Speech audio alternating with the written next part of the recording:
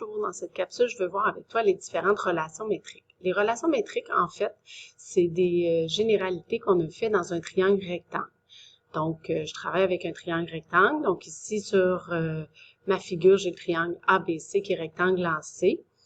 On trace la hauteur issue du sommet C, c'est-à-dire la hauteur issue du sommet de l'angle droit. Donc, lorsque je trace cet élément-là, donc par exemple ici, j'abaisse la hauteur issue de l'angle droit. Donc, par définition, la hauteur est un segment qui est perpendiculaire au côté opposé issu d'un sommet. Donc, ça, c'est ma hauteur, c'est ce que je vais appeler le H. Je vais nommer les éléments autour. Donc, dans ma situation ici, on connaît déjà que le côté BC et le côté CA, on appelle ça les cathètes.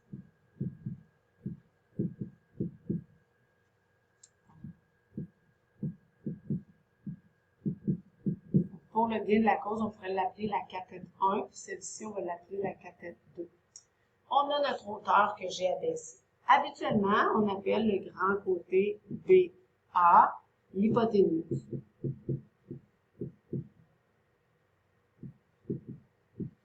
Bon.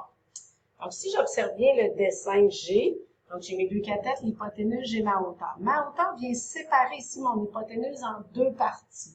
Ces deux parties-là, parfois on peut l'appeler partie 1, partie 2, mais en termes mathématiques, on va appeler ça des projections. Donc, c'est la projection de la cathète 1. Donc, on va l'appeler projection 1. Et pour la cathète 2 qui est de ce côté-ci, ce bord-là, on va l'appeler projection 2.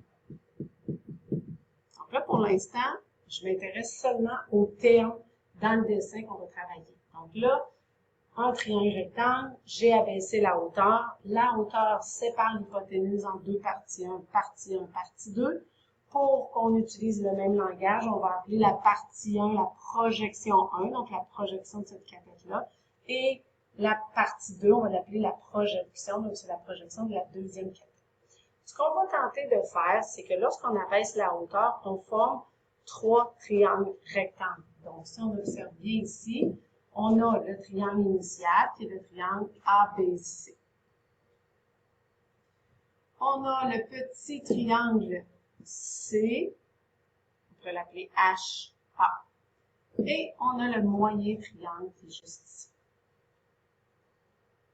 Donc, si on observe bien les trois triangles formés, on pourrait prouver que ces trois triangles-là sont nécessairement semblables par le code de similitude AA, car chacun a un angle de 90 degrés.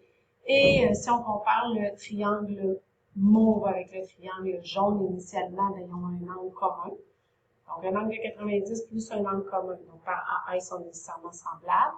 Même chose avec le petit et le grand. Et par transitivité, on pourrait faire la même preuve avec le petit et le moyen. Donc, ce qu'on va tenter de faire en mathématiques, souvent, lorsqu'on a toujours cette figure-là, on a toujours trois triangles semblables, mais on va tenter de faire des théorèmes qui vont nous permettre de trouver de façon efficace des éléments manquants.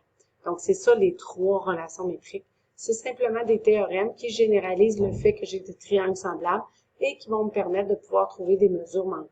Donc, je te présente dans une prochaine capsule les trois différents théorèmes.